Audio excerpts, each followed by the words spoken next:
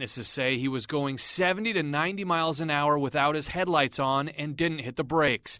Brown died on the scene, her brother and sister taken to the hospital. Smith reportedly was high on cocaine and PCP at the time of the crash and had a blood alcohol content of 0.12. He may have been fleeing another nearby hit and run. We believe that not only speed, but alcohol and drugs were a contributing factor to this. So, I mean, I don't know how much more reckless you can get when you add all of those together. Witnesses say Smith tried to flee the scene, even trying to steal a witness's car. In court, he was visibly upset and said, quote, "It was an accident." Brown's mother says she doesn't want her surviving daughter to have to relive the pain at trial and has a message for Smith. My plea to him is if he really is remorseful, just plead guilty and don't put us through this. I mean, we've been hurt enough. Jake Wazakowski, KMTV Action 3 News. If convicted of motor vehicle homicide and drunk driving, Smith faces up to 5 decades in prison. Tonight, he's in the Douglas County Jail. Some people spent today cleaning up after overnight storms rolled through the area. The heavy rain caused flooding in Scribner. The Nebraska Department of Roads captured the water covering the highway and other streets. In South Omaha, tree damage nearly led to house damage as this tree came just inches away from crushing the house near 37th and F. Homeowners say they heard the crash around 2 o'clock. And in Gretna, lightning hit a house, causing heavy smoke and damage inside. Teresa Dean says she and her husband got out just in time. She says lightning has hit the house before, proving it can strike the same place twice. Actually, the fire marshal said you'd be surprised at how many times people have that happen. So, I don't know. I guess our house likes lightning. The good news, there were no reports of serious injuries. Folks cleaning up today are doing so in a hurry. The heat is expected to blast into Omaha by midweek. Local charities are asking for your help. The Sienna Francis House has put out a request for bottled water. That we need will grow throughout the week. You can drop off the water at the docks at 17th and Nicholas. The Salvation Army will help people deal with the excessive heat. It is opening 6 different cooling stations in Omaha and Council Bluffs. They will have water and air conditioning and be open through Friday. You can find a list of locations and hours at our website, KMTV.com. Now, your Weather Alert First Forecast.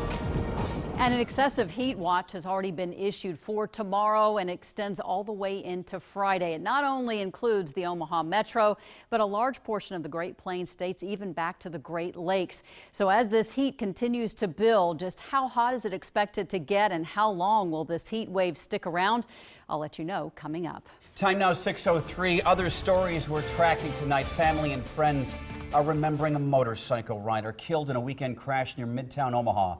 Investigators believe a drunk driver turned in front of Dustin Roof near 60th and Center early Saturday morning. You see his picture right here. The 31-year-old Council Bluffs man leaves behind a 10-year-old daughter.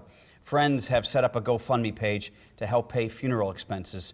Prosecutors have charged Nicholas Colabello with felony motor vehicle homicide.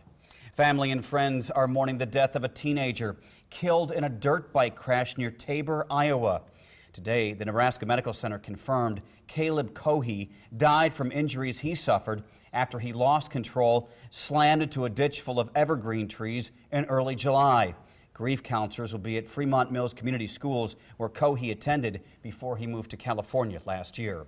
A public meeting just started to talk about the impact of a chicken processing plant in Fremont. Earlier this month, the Fremont City Council approved using land near Highway 275 for the Costco facility.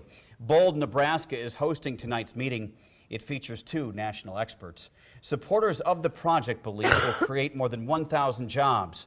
Opponents have voiced concerns about the smell and type of worker the plant will attract. The Omaha City Council will get its first look at the mayor's 2017 budget tomorrow. Mayor Gene Stothert will deliver the budget during Tuesday's City Council meeting. It comes after the city operated under budget the past 3 years. In her first 3 budgets, Mayor Stothert focused on adding police and firefighters. The City Council will also vote to put a temporary hold on new efforts to work on certain unimproved streets until the Public Works Department develops a new plan. Last week, Mayor Stothert proposed spending $4 million during the next 5 years to resurface gravel streets with concrete or asphalt. Stothert also called for a change in state law giving homeowners more time to pay for their share of road improvements. The City Council will also start the process of reviewing the mayor's latest annexation plan. Mayor Gene Stothert has proposed taking in 7 neighborhoods. That plan would add about 6,000 people to the city and $24 million in property taxes over the next 10 years, while lowering tax rates for homeowners in those new areas. A public hearing will be held next week. Nebraska's largest public school district will vote tonight on a deal that could keep its leader in place through 2019. The Omaha Public School Board will consider extending Mark Evans' contract for the next 3 school years. His base salary would be just over $280,000 a year for all 3 years, with raises based on district performance goals. The state of Nebraska is looking for a company to provide a college entrance exam to replace tests high school juniors take every year. State lawmakers voted to do away with the Nebraska State Accountability Assessment Test last session. The State Board of Education issued a request for proposals for a college entrance exam provider earlier this month. ACT officials have already indicated their intent to submit a proposal. Iowa University students will pay more for their education this fall. The Board of Regents approved a $250 tuition hike for undergraduate students. Regents say the increase is needed after lawmakers cut requested funding levels. It's $50 lower than originally planned, but the board scaled the hike back after criticism from many, including Governor Terry Branstad. Hundreds of young Omaha girls heard an inspiring message today from the youngest ever Nobel Peace Prize winner. During the rise of the Taliban in her home country of Pakistan, 19-year-old Malala Yousafzai and her father were outspoken against the radical group's efforts to restrict education and stop girls from attending school.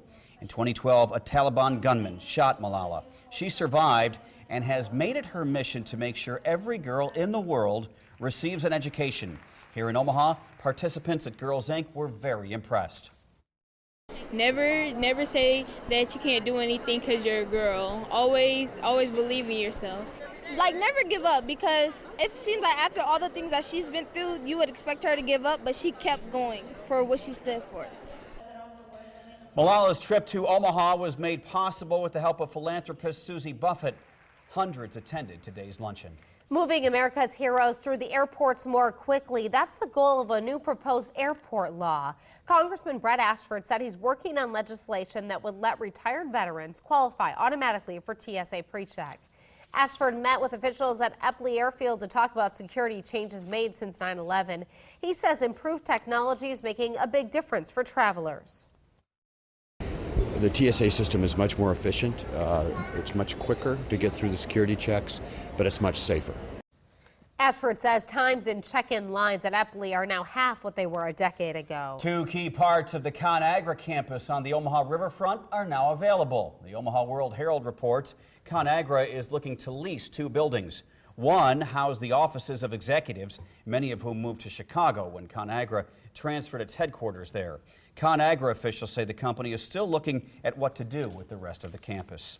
Food truck operators, restaurant owners, and diners will get to talk about their future in Omaha. Tomorrow is the City Council public hearing on a proposal to force truck operators to pay the Omaha restaurant tax. Supporters say only a few food trucks existed when the city adopted the tax, and they now need to be added.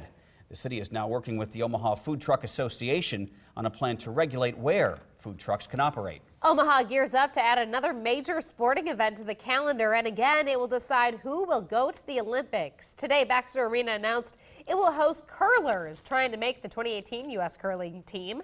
Organizers say the city's success in hosting the U.S. Olympic swim trials played a key role in Omaha getting the bid. Area curlers agree. It's pretty exciting, you know. I mean, you saw what happened with the swim trials and how exciting that was, and you know, hopefully this will be comparable. We'll see. Local clubs hope the event will make Omaha a regional hub for curling.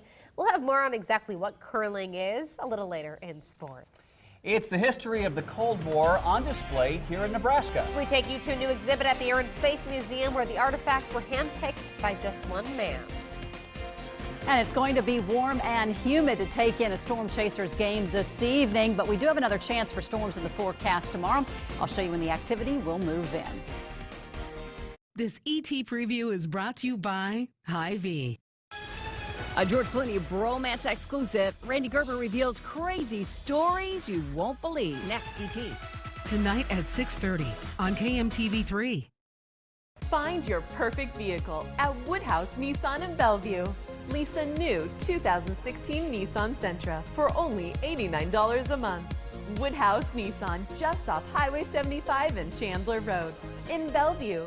If you or a loved one are suffering with type 2 diabetes, taking metformin and being told insulin is now necessary, you need to attend this free diabetes dinner workshop and find out why your condition may actually get worse while taking your medications, and why many healthcare providers don't tell patients about a successful approach that allows type 2 diabetes to reverse without taking any medication. Seating is limited. To register for this free dinner event, call now at 402-552-8806 and reserve your spot. I'm Hillary Clinton, and I approve this message. Who do you talk to for military advice right now?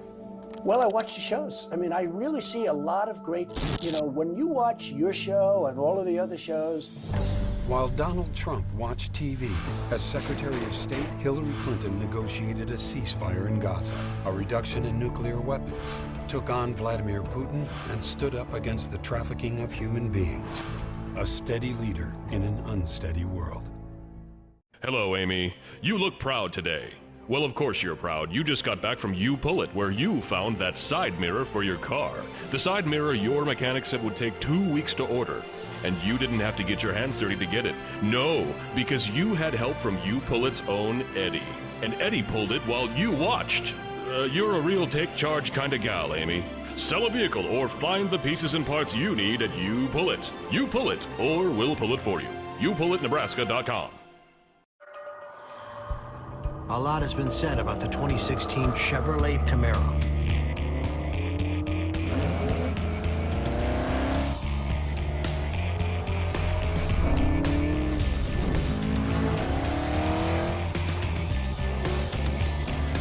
Though most are just left speechless.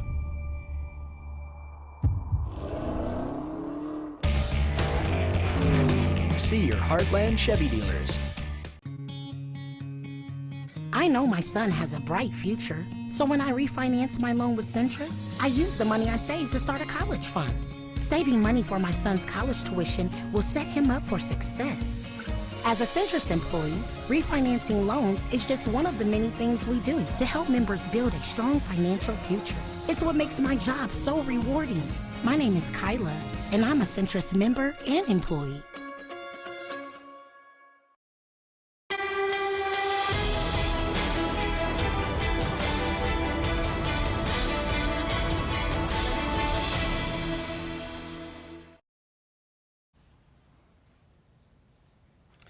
There are plenty of things to see and do at the Air and Space Museum in Ashland.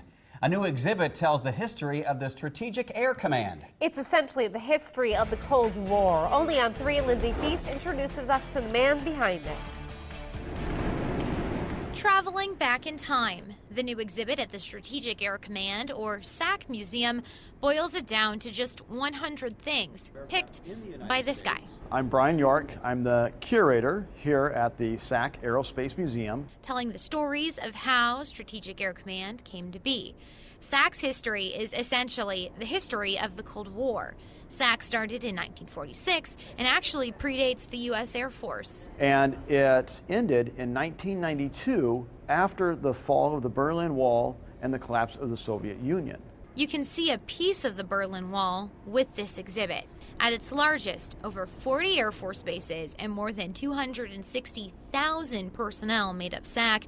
Today, there are some huge artifacts that come to mind when you visit the museum, but picking 100 artifacts to fit into a small gallery was no small task itself. The aircraft are incredible technological feats.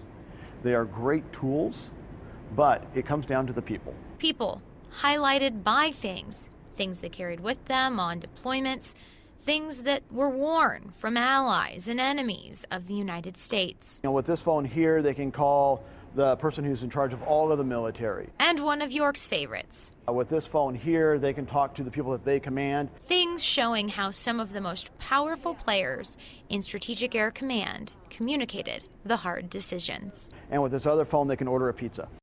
Lindsay Thies, KMTV, Action 3 News.